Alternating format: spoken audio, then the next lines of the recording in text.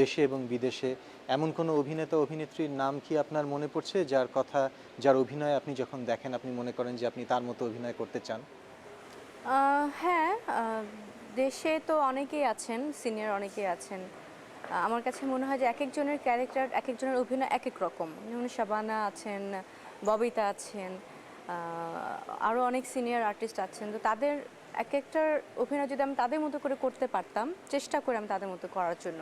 এবং বাইরে যেটা যেমন মুম্বাইতে আছে শাবানা আজমি, আমি চেষ্টা করি উনার মতো করে উনার টাইপের আর্ট ফিল্ম টাইপের কোনো কাজ করার চেষ্টা করি। বাংলাদেশের বাণিজ্যিক চলচ্চিত্রের যে ক্ষেত্র, সেখানে ভালো ছবি যথেষ্ট হচ্ছে না এরকম একটা সমালোচনা রয়েছে। আপনি এ সম্পর্কে কি মনে করেন? একটা টাইমে এরকম রিউমার হয়েছে যে ভালো ছবি হচ্ছে না। আসলে রিউমার বলবো না, ঠিকই ভালো ছবি তেমন খুব একটা হচ্ছিল না, অশ্লীল ছবি অনেক হচ্ছিল। তারপর এটা নিয়ে আমরা অনেক আন্দোলন করেছি, অনেকভাবে এটাকে অফ করার চেষ্টা করেছি এবং আমরা সেটা পেরেছি। এর মধ্যে বিভিন্ন চ্যানেল থেকে অনেক ভালো ভালো ছবি করার চেষ্টা করছে, এনটিভি, চ্যানেল আই, এদের প্রোডাকশন থেকে ছবি করেছে এবং আমরা কিছু কিছু আর্টিস্ট যারা ভালো ছবি করি তারা এখন সবাই মিলে ভালো ছবি করার চেষ্টা করছি। আপনি ব্যক্তিগতভাবে এক্ষেত্রে কি রকম ভূমিকা রাখছেন ভালো ছবির আন্দোলন আরও যাতে জোরদার হয় সে ব্যাপারে?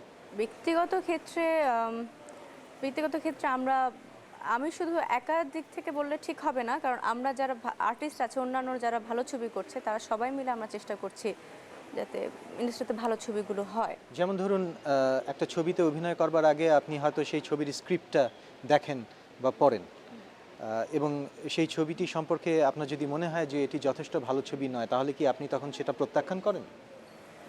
হ্যাঁ, অবশ্যই। কিন্তু প্রথমে তো হচ্ছে যারা জানে যে আমরা ভালো ছবি করি, আমরা কখনো ওই ধরনের ছবি করি না, তখন তারা সেই ধরনের স্ক্রিপ্ট নিয়ে আমাদের কাছে আসেই না। আমাদের কাছে ভালো ছবির স্ক্রিপ্ট নিয়ে আসে। তখন সেটা স্ক্রিপ্ট পড়ে যদি মনে হয় আমার কাছে ক্যারেক্টারটা আমি আগেও করেছি, তখন আমরা রিফিউজ করি।